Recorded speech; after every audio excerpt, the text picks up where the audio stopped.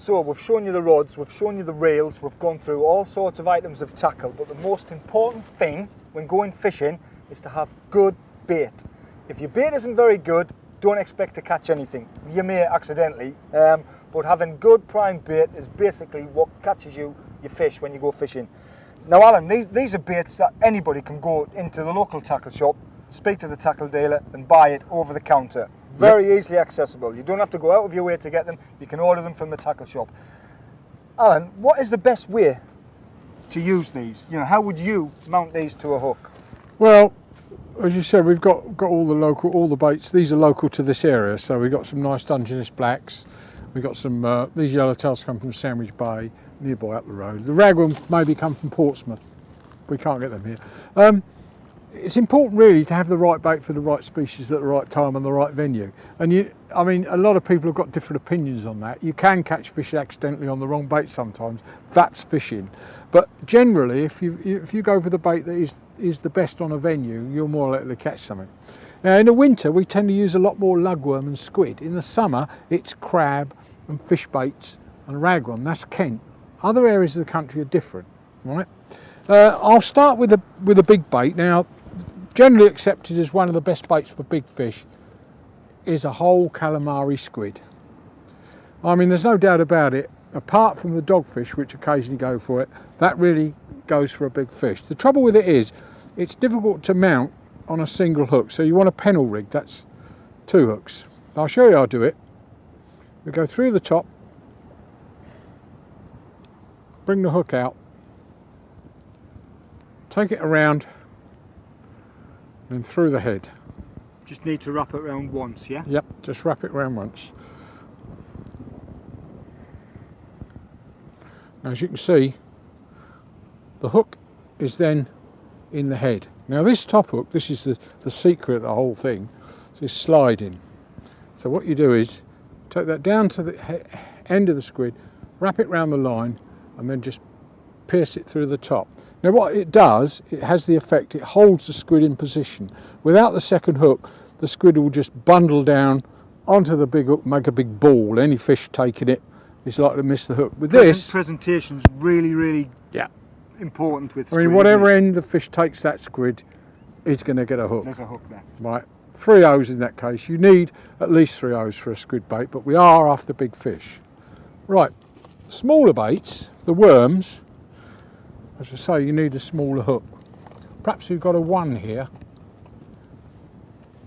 Now, I prefer lugworms, always have done, to mount them from the tail first.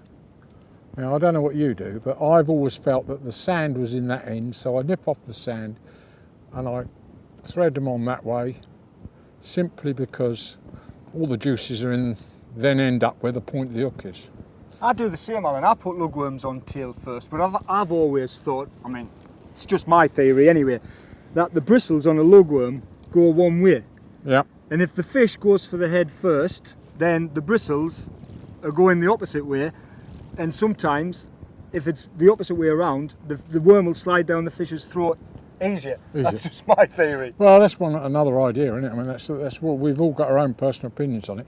But one of the problems most anglers have is not being able to thread, especially novices, thread a worm on like I just did.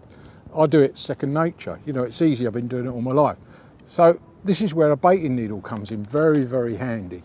Now, they come in a different variety of sizes. The smaller, narrow ones with a point are for ragworm, and the bigger, blunter ones are for lugworm. Now all we do the same, but this is far easier.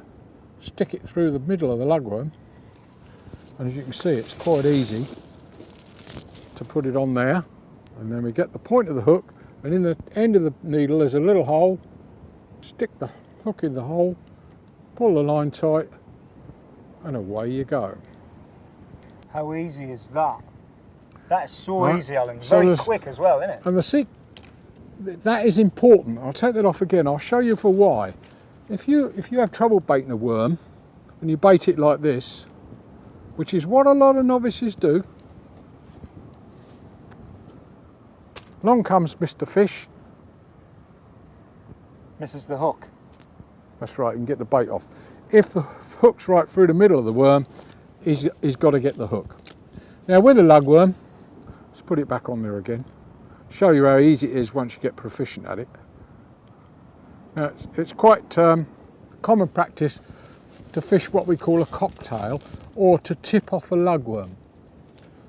Now I'm going to use a bit of squid here. Or you could tip off with a ragworm. Yeah. I'll cut a little flag of squid.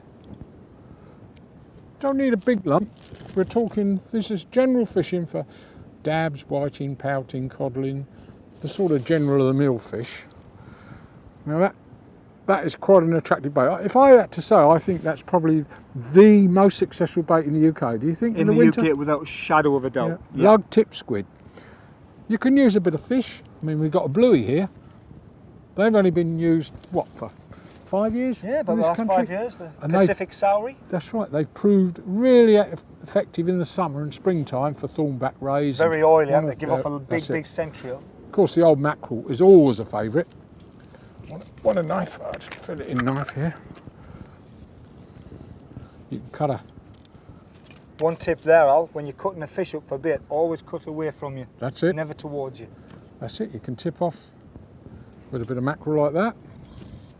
Or you can cut a slice.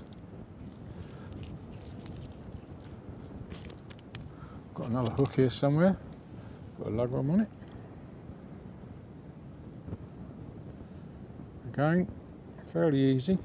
This is quite a small, compact bait. This is a good bait for summer fishing. I suppose you're dogfish, really. Dogfish, yeah. It's a dogfish bait, isn't it? But matchmen use that kind of bait. As you can see, there's a nice lot of juice and oil coming out of that. Incidentally, this hook, remember when we was in the tackle, we described the bait stop. There's the rig that I made, the hook that I made. There's the stop. You can see the worm, put two on there. And a bit of fish oil, a bit of squid. Now that bait can't go up past that stop, so it's going to stay where the knot is. This one hasn't got a stop on it. Ends up there. Along comes the whiting or whatever you're fishing for. He grabs that and he misses the hook. So that's the reason we use a bait stop. I've got two types of lugworm here. This is the rat black, as we said. This is the common or blow lugworm, it's called. And the reason it's called that is because in the heat it bursts. Really goes off quick, don't they? They do, yeah. They really do. They don't like heat. But they are common and they're easy to get hold of. So all these baits are readily available in your local tackle shop. But if you want to be sure of a supply, it's always best to make a phone call, isn't it? Order your bait. Yeah, I mean, when you get into angling after you've been doing it for a bit, lots of anglers take up bait digging as a part of the hobby, and it really is. I mean, I've dug bait, pumped worms and collected crabs all my life, and I've always thought it was the fit part of sea fishing. People tend to say angling is a little bit of a lazy man on one end and a worm on the other, and it's just not true. It's very physical sea angling, and bait digging is a great way to keep fit, and you learn about the marine environment, which is really handy. And if you collect your own bait, not only are you saving money, but you've always got a steady supply in the fridge. If the conditions are right, I want to go fishing, it's there, ready for you. Yep, you've got the best you can have, yeah. And that's the key. You collect what you want to get, and providing you've got the time, it's the way to go. If you want to see a variation of baits, Alan, I suggest you take a walk along a venue where there's a match going on, some matchmen, and have a look in their bait bucket. yeah, that's right. I mean, there's a lot of baits that you can't buy, like white ragworm, peeler crab to an extent. You've got to go out. If you want them, harbour ragworm, you've got to go and get them yourself. It's difficult. Yeah. But anyway, that's an important part of angling. There's no doubt about it. A good bait supply will catch you fish. There's no doubt.